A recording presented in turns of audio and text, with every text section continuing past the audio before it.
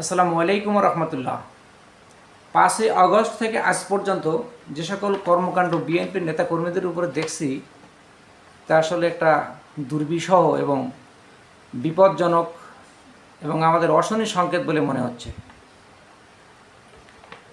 যে সকল কর্মকাণ্ড ওনারা করছেন, আওয়ামী লীগ সরকারের 15-16 বছর যাবৎ আওয়ামী লীগ সরকারের লোকজন লুটপাট করে খেয়েছে, চাঁদাবাজি করেছে, কিন্তু অগ্নিসংযোগ করেনি বর্তমান সময়ের মতো যেটা বিএনপি করছে।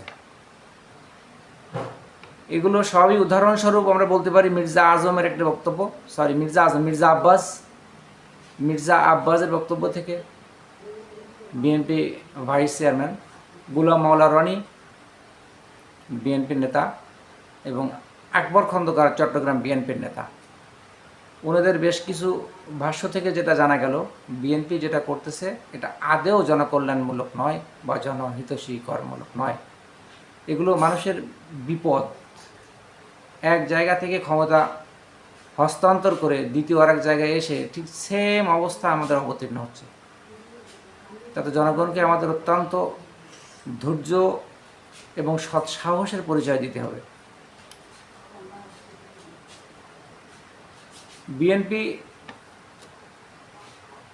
বিএনপি যেটা আওয়ামী লীগ যেটা লুটপাট করে খেয়েছে 15-17 বছরে, বিএনপি চাচ্ছে সেটা 5-7 মাসের মধ্যেই সে পরিমাণ আমরা খেয়ে নেব।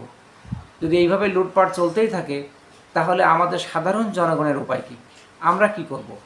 ছাত্র জনতা এত কষ্ট করে, এত অক্লান্ত পরিশ্রম করে জীবনের বিনিময়ে, শত শত শহীদদের জীবনের বিনিময়ে আজ বিভিন্ন হসপিটালে তাদের আত্মহত্যা, তাদের চিৎকার, আহাজারি, আকাশ বাতাস ভারী হয়ে যাচ্ছে।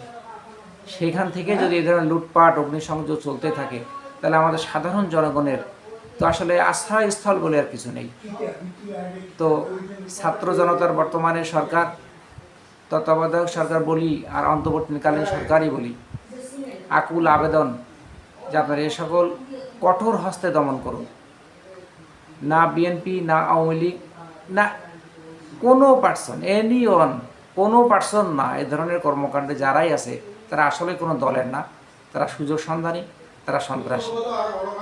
দল যদি তারা করতো তাহলে এত ধ্বংসস্তূপ আর ধ্বংসযজ্ঞ চালাতে পারতো না।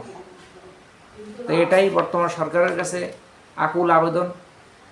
বিশেষ করে দুজন ছাত্র নেতা উপদেষ্টা আছেন, ওনাদের কাছে আকুল আবেদন। ডক্টর মোহাম্মদ ইউনূস, উনি বিশ্বব্যাপী নন্দিত একজন মানুষ, ওনার কাছে আমার আবেদন বা আমাদের সকলেরই আবেদন, উনি স্বহস্তে এটা দমন করুন।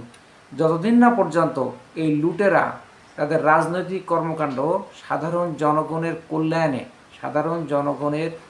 কল্যাণের জন্য না হয়, ততদিন পর্যন্ত ছাত্র জনতার এই সরকার দীর্ঘস্থায়ী হোক। এই সরকার অবিরাম চলছে এবং চলবে যতদিন না পর্যন্ত এই সমস্ত লোক তাদের আত্মশুদ্ধি না হয়, তাদের না শুধরায়। এটাই আমাদের একান্ত প্রত্যাশা, এটাই আমাদের আশা।